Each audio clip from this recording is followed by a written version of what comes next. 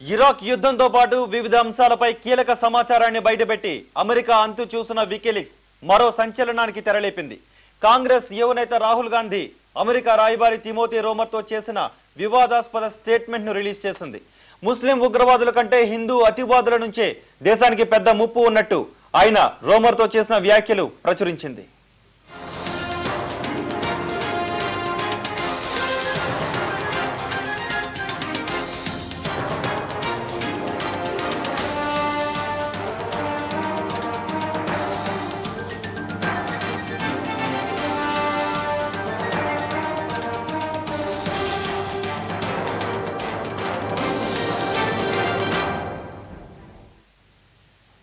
ఢిల్లీ నుంచి విడుదలైన 4000 కేబుల్స్ తో పాటు 2009 ఆగస్టులో రాహుల్ గాంధీ చేసిన ఈ స్టేట్మెంట్ కేబుల్ ను వికీలీక్స్ రిలీజ్ చేసింది. పాకిస్తాన్ నుంచి భారత్ కు పొంచి ఉన్న ముప్పు గురించి వివరిస్తూ రాహుల్ ఈ స్టేట్మెంట్ చేసినట్లు తెలిపింది.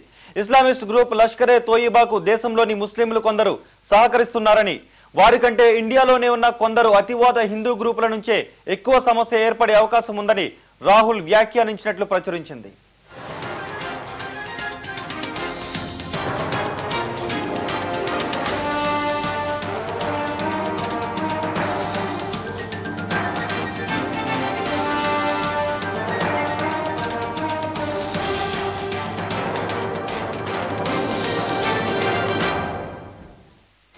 నలభై ఏళ్ల కాంగ్రెస్ నేత ఇలాంటి స్టేట్మెంట్ చేయడంపై విపక్షాలు మండిపడుతున్నాయి. ఉగ్రవాదాన్ని అంతమొందించాలన్న భారత్ చిత్తశుద్ధిని రాహుల్ స్టేట్మెంట్స్ దిగజార్చేలా ఉన్నాయని ఆ పార్టీ సీనియర్ నేత రవిశంకర్ ప్రసాద్ అంటున్నారు.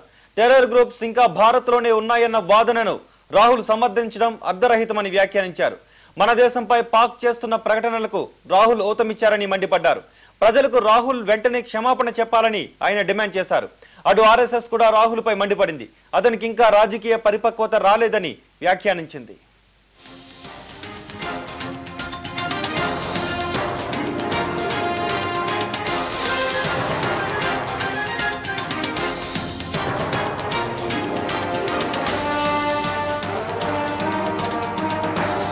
एक झटके में राहुल गांधी ने लश्कर तैयबा, जमाते दावा और जो बाकी रेडिकल ग्रुप हैं पाकिस्तान के, और जो कुछ पाकिस्तान के एस्टैब्लिशमेंट के लोगों का प्रोपेगेंडा है, उसको सही ठहरा दिया है और भारत के सामरिक सुरक्षा और आतंकवाद के खिलाफ लड़ाई इससे निश्चित रूप से कमजोर होगी।